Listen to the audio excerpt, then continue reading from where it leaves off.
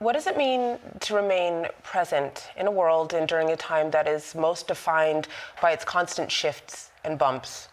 Does this mean that we act in full acceptance, riding that wave of change with the acquiescence that we have little control over how our lives, or in fact, how society will pan out? Or do we advocate for change? Lift our voices as individuals above the flow while attempting to control the direction of those very shifts?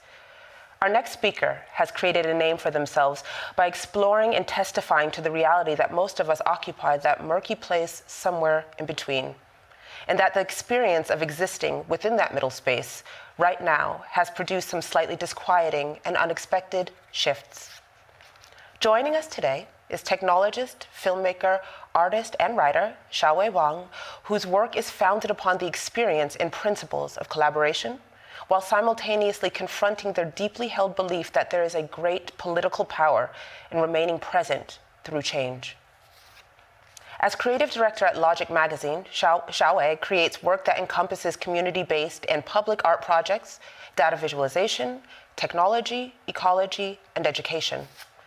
Their projects have been finalists for the Index Award and featured by the New York Times, the BBC, CNN, Vice, and elsewhere. They're working towards a PhD at the University of California Berkeley, where they are part of the National Science Foundation's Environment and Society Data Science for the 21st Century Research Traineeship. Xiaowei says of themselves that their work most fully resonates with the quote made famous by Douglas Hubler stating that the world is full of objects, more or less interesting. I do not wish to add more. Perhaps it's because through Xiaowei's artistic lens, the most honest form of staying present seems to be attainable by simply observing and engaging with that which already exists. It's with that sentiment in mind that they will be speaking with us today about their thoughts regarding China's current economic relations and how that manifests through e-commerce and new supply chains. A record of these thoughts and observations via their effects on rural communities, ecosystems, and shared welfare has found its way into a New York Times reviewed book entitled Blockchain, Chicken Farms, and Taobao Villages, more of which they'll be discussing in a moment, along with their ideas regarding the future of production, and then also followed by a Q&A session. Thank you for joining us, Xiaowei. Thank you so much for having me. Today, I'll talk a little bit about my research, specifically about these two instances, blockchain chicken farms and Taobao villages, in my book, and the ways that these kind of point to the tensions between individual agency and then also this broader collective condition that we're living under. Next slide. Yes, just a little bit about me. I do a lot of things, but I think at the core of this is really trying to build and form community. I think the thing that's most present on my mind right now is actually helping steward this space called Logic School, which is a tech power social justice 12-week education for tech workers. Next slide. Next slide. And so it may seem unconnected to rural China, but I actually think that these forms of thinking through how we build community and the strategies of governance, also as it relates to creating sustainable community economies, is all very much intertwined. So this is an image of one of the places that I often find myself in when I was able to travel a lot in China. These beautiful rice paddies that are hundreds of years old, and they actually rely on a kind of form of collaborative decision-making because the irrigation flows from the top of the rice paddies down to the bottom. You have to think about your neighbor. You have to make sure that you're not blocking off water to your neighbor who might be in a lower rice paddy. So it really is this form of interconnectedness in a village that's not only relational, but also very much physical. Next slide. Central to the book and central to this body of research is really thinking about metronormativity.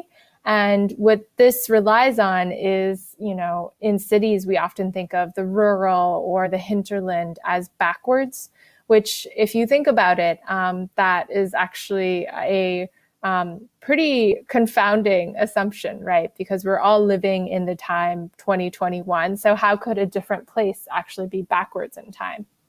Next slide. Along with this is very much this view of technology as a neutral good that has to be brought to rural areas to modernize certain places. You can see it in the One Laptop Per Child program, the Facebook Free Basics, Project Loon, all these initiatives that just propose, oh, technology is good, and if we give it to people in villages, this will somehow automatically make their lives better. Next slide. You can see this too in certain projects like this this exhibit, which was up at the Guggenheim right before the pandemic, which had all these images of like, you know, GPS tractors and farmers using computers while at the same time in the field. It represents this kind of exoticizing of the rural that is very much not what I was seeing. Next slide. So when my research actually started, it started in Shenzhen, which right now is a big city. But I think its history actually speaks to this legacy of the rural being crucial to the technologically enabled world that we are part of today. Excuse me, it's still very early here, so just taking a sip of water. So Shenzhen, we think of it now as this sprawling city. You know, it produces 90% of the world's electronics. You hear all these statistics and people say like Shenzhen is really the future. And it really started off as a collection of town and village enterprises. So all these small villages that were actually pushing against the economic and innovation policies prescribed by government at the time. And they were so successful that really, upon seeing this, government was like, well, we're going to kind of support this really grassroots bottom-up innovation. So this is an early map of Shenzhen when it was just a bunch of small villages all together. Next slide. And of course, now this is Shenzhen, Huachang Bay, which is the electronics market that's a couple city blocks wide. And it's really home to, you know, this form of what the scholar Sylvia Lintner and David Lee, head of the Shenzhen Open Innovation Lab, what they think of as new Shanzhai, which is this kind of open source that allows people to collaborate and change hardware in a really fast innovation cycle. A lot of this is actually due to a legacy of, you know, IP, intellectual property. Some might call it infringement or piracy. But it is because there's such a low lack of IP, there really is an increased amount of innovation in places like Huachang Bay. So you have, you know, modular cell phones that really enable the right to repair, other sorts of devices that are really being designed by small entrepreneurs across the world and being requested through these factories in Shenzhen. Next slide.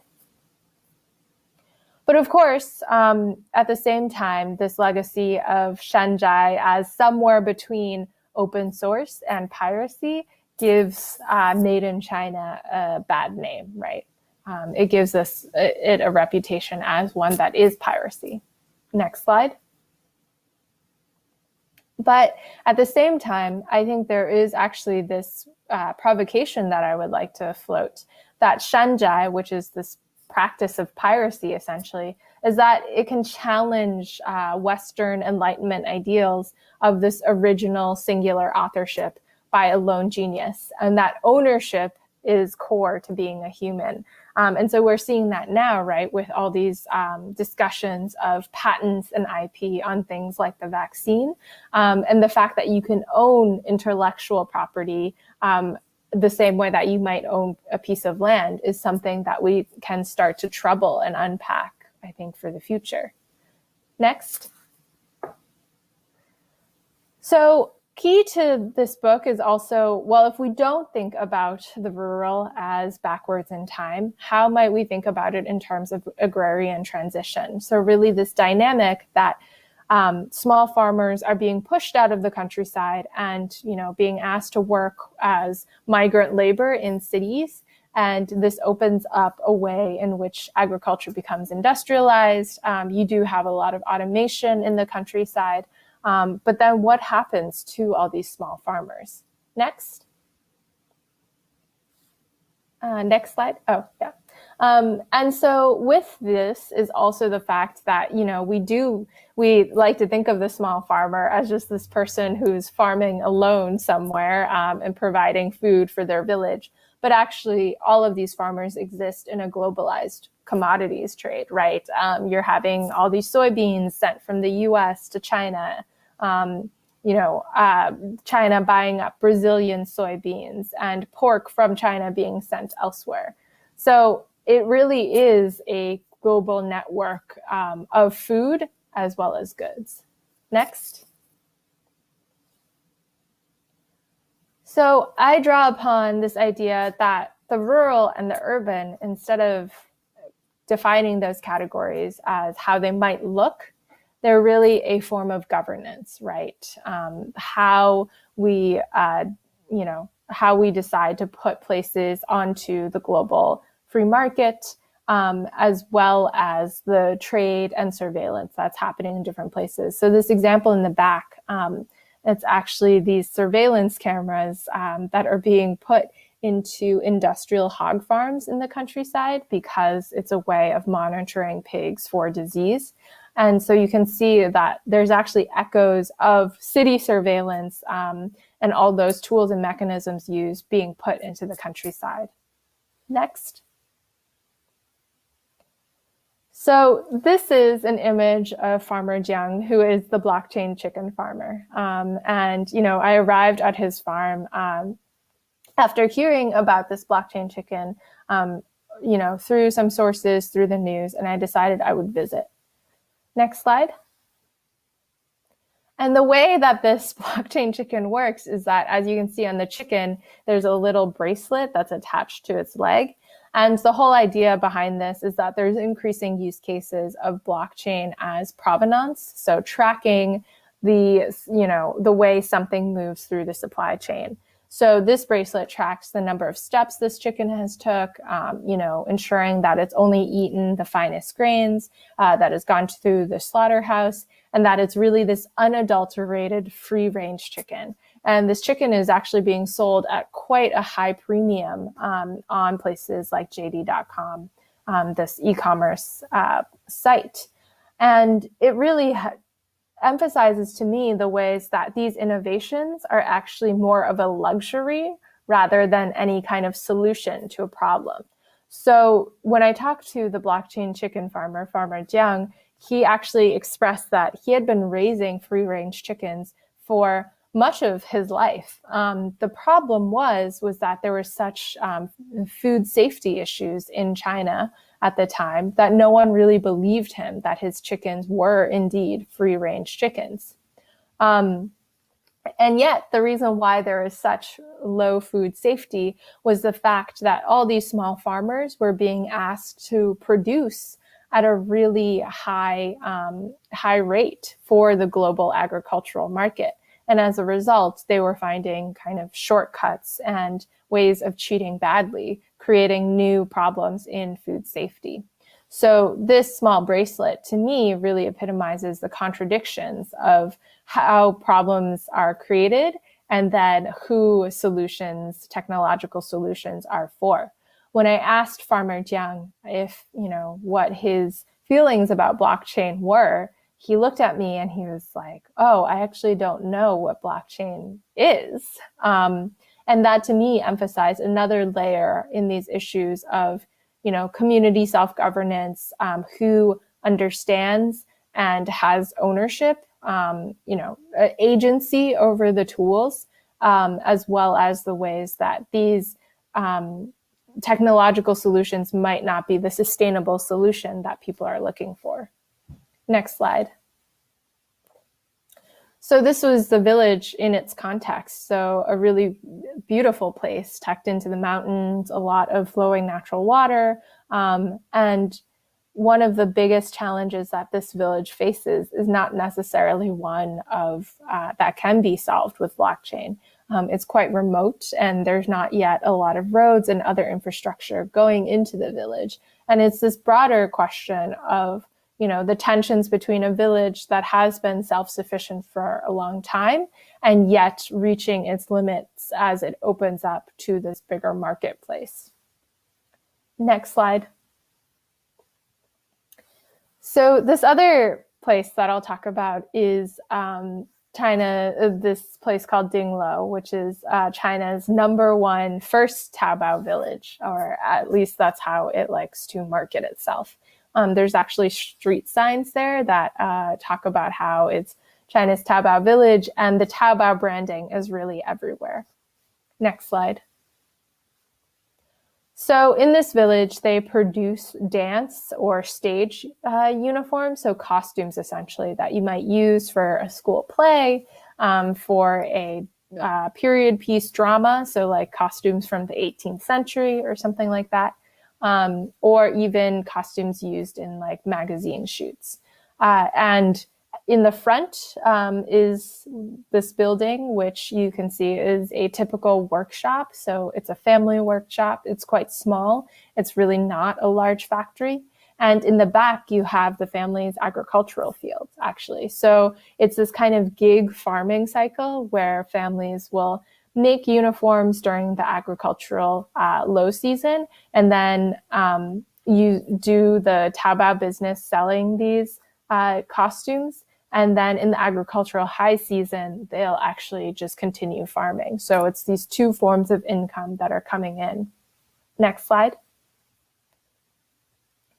And Taobao, it's a huge e-commerce platform across China. It's similar to Amazon, where it's all new products and you can kind of bid on these products or buy them directly. And they really sell everything from like troll lighters to even banned video games. And a lot of sellers bypass the automated image recognition by hand drawing the covers of banned video games like Resident Evil. It's bigger than Amazon just because of China's population size. There's like 700 million monthly active users. Next slide. And so these Taobao villages are really concentrated places in rural areas that are manufacturing things for Taobao and putting them onto Taobao.com as sellers. Next slide. And it's part of Alibaba's two-pronged rural development strategy. So one side of the strategy is Taobao and its parent company, Alibaba, really wants more people to buy off of their platform, right? So they see rural citizens as this new market entry, and they call it, rural Taobao, helping consumers in the countryside buy things from Taobao.com. They have these like digital literacy stations where everything is through the platform and it's all about online shopping. The other side of Alibaba's rural development strategy is having rural citizens as sellers. So in order to buy things and have a lot of money to like buy your, fancy shampoo, you need to have rural citizens actually having a large enough income. So really cultivating these small businesses, whether it's selling these dance costumes, or another place that I visited, this lower right-hand corner, they were actually just selling potato chips that they made. So they grew potatoes and turned these into potato chips and sold them on Taobao.com. And so this is really part of this two-side of rural development for Alibaba. Next slide. And this is part of this broader rural revitalization strategy, which is a very loose policy in China that is often pushed by the larger national government, but the way that it manifests on the ground is often carried out through these private interests. Next slide. So you can see the contrast, right? This is the rural internet center in a place like Dinglo. So this building that has like the showcase of all the innovations that are happening in the village that they're very proud of, and the economic growth. And then across the street, you still have a ton of farming being done, typically wheat and soybeans in this area. Next slide. And like most places, most rural areas throughout the world, this village is pretty emptied out, as they would say. So a lot of people have moved, a lot of young people have moved to the city in search of jobs. And the people who are left behind are these older folks. And through family networks, because a lot of these businesses are family businesses, it's really the older folks that are performing the labor of putting together, sewing, packing all these costumes and shipping them off, not just throughout China, but throughout many places in the world. Next slide. So this is actually just a photo that I really like. This was, I call her Auntie, and I was there researching, and she was very encouraging that we should take a photo of her with the giraffe costume that she was working on. Next slide. This is inside the Rural Internet Center. So you can see that it really is a very much decentralized business. So some of you might recognize the Monkey King costume. Clearly just kind of like this family decided that they were going to make Monkey King costumes without consulting whoever owns the rights to that. And then on the left-hand side, you can see the Snow White costume for someone's trick-or-treating, I suppose. And that is also, it's being shipped off to other places besides China. But obviously they did not consult Disney before making this costume. So it's really interesting to see the mix of Shanzhai kind of piracy, but also this small scale entrepreneurship that's really being grown in this village. Next slide. So you can see that, similar to the image that I showed earlier, a lot of agricultural fields in the back, and these family workshops in the front, and they can get quite elaborate and big, really. Next slide. And this is the inside of one of the warehouses of this one particular entrepreneur who's really successful. He was like the first person to start making these costumes. And he has like a profit of around 1 million a year. But of course, a lot of it actually goes to his family networks. The things like embroidery, or even dyeing the fabric. All of these are like sub businesses that have started in the village. Next slide. And you can see, actually, this is what the manufacturing level is like. So, this is a husband and wife, and their specialty within this village is actually making army uniforms. So the army uniforms, obviously not for the actual army, but for any play or TV show that might be have army characters. Next slide. And you can see her working using this jigsaw thing to cut through like many slabs of fabric to kind of manufacture this, not at a scale of thousands of uniforms, but really tens of hundreds. Next slide. And so this is Ren Qingsheng, who is the first entrepreneur in the village. And I mentioned that he's making quite a large amount every year now off of his business. He's also, it was really interesting talking to him because a lot of this happened as a result of him having to move back to the village. He was working in the city. His wife suffered an injury. He had some family that he needed to take care of in his home village. So he moved back and really brought all this know-how from the city into the countryside. Next slide. And now he's actually the village party secretary, which is a job that he didn't want at all, but he was voted into this position. And in the back, you see this sign that says, "Have you Taobaoed today?" And this, this kind of putting together this private company plus like government interests, it's this really fascinating mix that's happening in the village. Next slide. And you can really see this level of wealth and influx happening into the village, both through its street market, but also things that you might see in the city, right? Like this cake shop that's now in this village. And in hearing from Ren Qingsheng, he was telling me how a lot of younger folks are now moving back to the village because of trying to help their family members run this Taobao business. But they're also actually going back into farming. So one thing that's happening is instead of growing wheat or soybeans, more people are growing cash crops. Next slide. And this is an image of one of the village roads, right? So still, even though it's paved, still very much situated in the rural context. Next.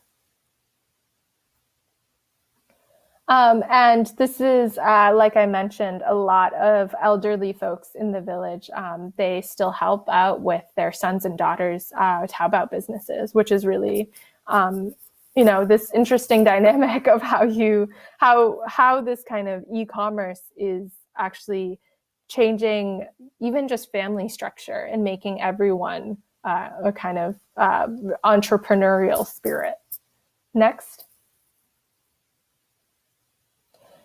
Within this village too, of course, everyone's using Alipay, which is also made by Alibaba's sister company, Ant Financial, and it's this form of mobile payment. And there's actually this interesting set of tensions between these villagers were telling me that it was actually hard to like do any banking before Taobao came into their village. And so instead, now with the advent of Alipay, it was much easier to do all this via mobile banking and to pay each other using Alipay.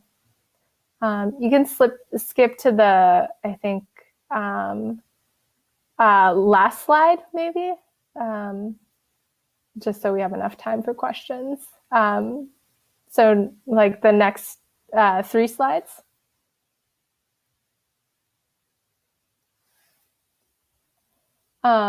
Next slide. And so all of these goods, as I mentioned, they're being shipped to a place, places beyond China. And this is done through things like AliExpress. There's also a lot of drop shipping. So things are shipped directly from China. Someone will set up this kind of shell company in the US. And there's just this really interesting new supply chain forming of things from rural China being sold onto not only AliExpress, but places like Amazon. Amazon's now 39% sellers in China who are shipping directly. And it's not just factories that are along the coastal regions. Next. So you can see these literal performance costumes that I saw in the village being sold online. Next. And of course, even things like, this coat that was so popular a few years back and being advertised everywhere, that is very much the result of this rural Chinese manufacturing. Next.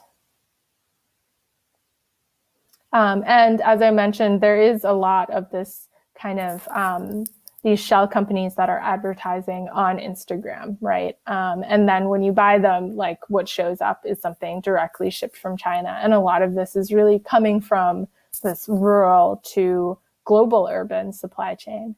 Next.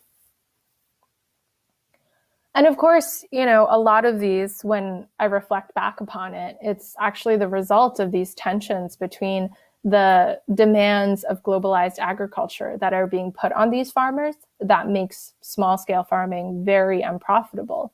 And so as a result, they kind of have to seek this new livelihood out. And when I was talking to more people, it actually, they expressed that this system of doing small-scale Taobao businesses was actually quite unfair. Next slide. So this was one shoe seller that I talked to, and he told me that it was really just a race to the bottom. So as more and more people found that selling on Taobao could be profitable, there was an oversaturation of the market. And if you think about businesses, big corporations, and their relationship with the government puts in all sorts of safety nets for these businesses, right? Especially in the US, where there's like a lot of small business loans that you don't need to pay back, things like tax credits, etc. But for these small scale entrepreneurs, they were very much left to their own because it was this family business. And so as a result, it was just this race to the bottom, competing on price. This shoe seller felt like he needed to cut corners constantly to match the price fluctuations. And also, Taobao requires its sellers to buy ads, and the ads bump your listings to the front page. And so this Taobao seller said, it's very difficult to keep going in a market that was so oversaturated. And he felt like this time of doing this Taobao business was really to just get rich while you still could. Next slide. So yes, thank you for having me. And I'm open to any questions either about this set of research or more broadly. Thank you so much. Hi, Xiaowei. Thank you so much for sharing that in your slides and your presentation, actually. I think it was really, really helped by the photographic evidence and just like allowing people to see something more than just hear about it, but to make that connection, kind of. I have a question for you. The first question coming from the audience is saying, hi, Xiaowei, thank you for your interesting talk.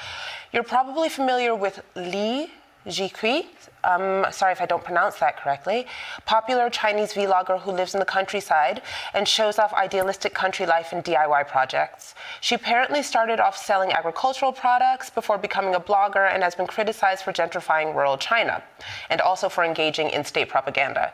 Do you think bloggers like her have an impact on Chinese rural communities or more on the way young Chinese urban dwellers view country life?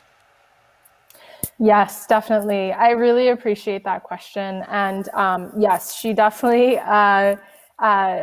is probably responsible for a lot of rural gentrification. I think there's been a lot of young Chinese folks trying to like start up communes, artist residencies, hotels, even in the countryside over the past few years for this like kind of romanticized rural life. I think that, increasingly, it's like not a great dynamic to have, because with villages, they have these close-knit communities, and all of a sudden you have this influx of people who might not be from there, and they're really introducing a new set of tensions to the village. And it is pretty fascinating to watch too. I think as the amount of pressure increases in cities for young people, because it's getting very hard to buy a car, buy a house in cities, a lot of young people will just increasingly think of the countryside as this romantic place to return to. But actually life in rural areas, as you saw, for these farmers is actually very, very difficult on the ground.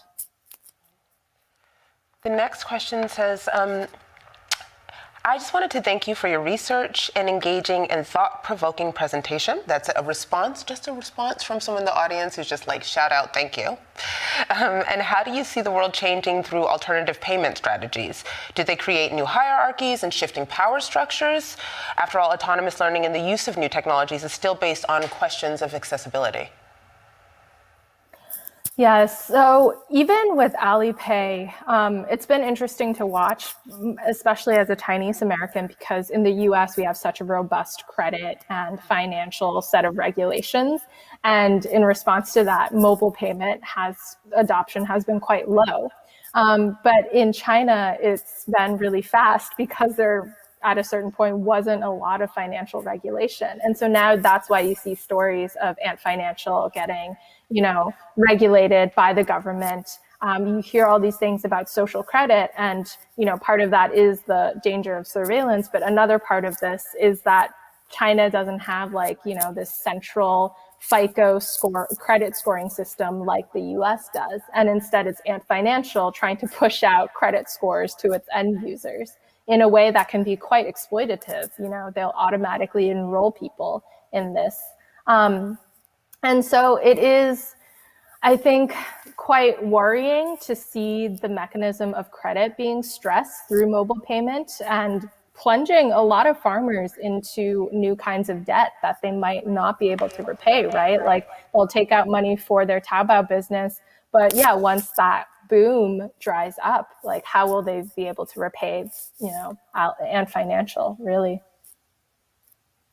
What was it? I mean, I read a bit about, obviously I read about you, I read the New York Times review of the book, and what was it in going into research and in going into traveling and doing this project, but is there anything that really significantly changed in your thoughts through the observation, through meeting all these different people? Where were you at the end of this in terms of your feelings about these processes and these new types of economic stress and stuff like that? Where were you at the end of that as opposed to the beginning when you first started conceptualizing that this was something that you wanted to do in research? Yeah, so starting off, I think naturally just having a critical stance towards these mechanisms of capitalism and financialization more broadly. But I don't think that criticality is still there, but it's, I have a very different relationship to it. So in the beginning, before I started traveling, it was like, okay, these corporations like Ant Financial, these big tech companies, they're taking advantage of these small entrepreneurs in many ways. But actually, when I got onto the ground, it was like these small entrepreneurs, a lot of the farmers I talked to, they were so clear. Like they did not need me to describe to them what capitalism was. They were like, we're just here to get rich and like game the system as much as we can. Yeah, exactly.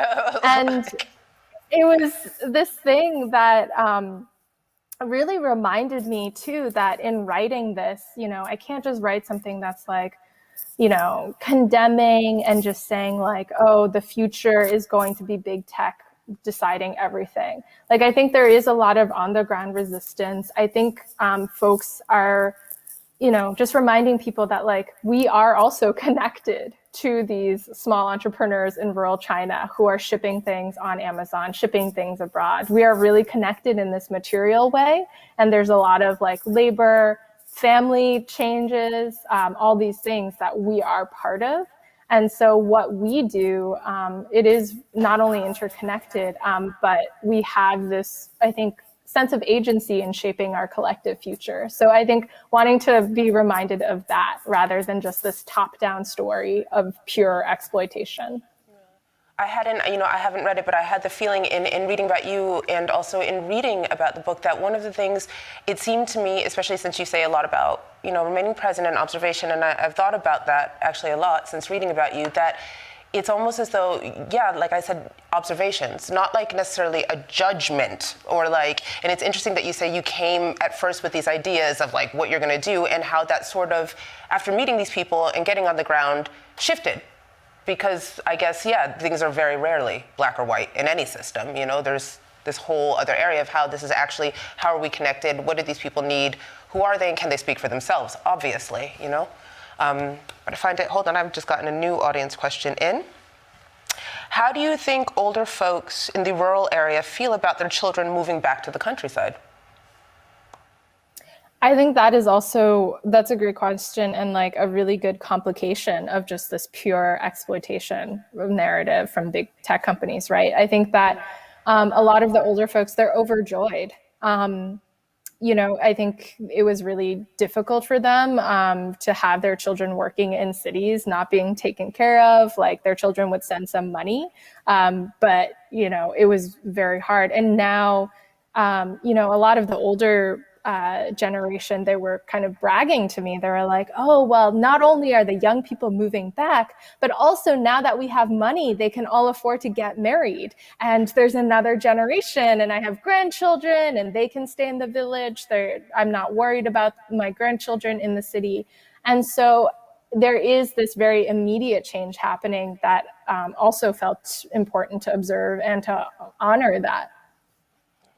It's actually interesting how you were talking about that, how much it's shifting the family structure. And I think that this is something that we're going to start to see globally as well, just more people living in multi-generational homes or staying closer to their family, and not this idea maybe of this is where you live, once you move out, you go here and you go here, but that is actually also part of it, reshifting of the family structure and what does that mean, actually. That is all of the time that we actually have for today. Thank you very, very, very much. Thank you for your talk. Thank you for being a part of this, for your work and everything. Is there anything else you'd like to add, share, anything? No, thank you. It was such a pleasure to meet you virtually. Yeah. And I know, yeah, and thank you so much for having me. It was such a pleasure. Have a good day and best of luck with everything, yeah? All right, thank you. Take care. Bye.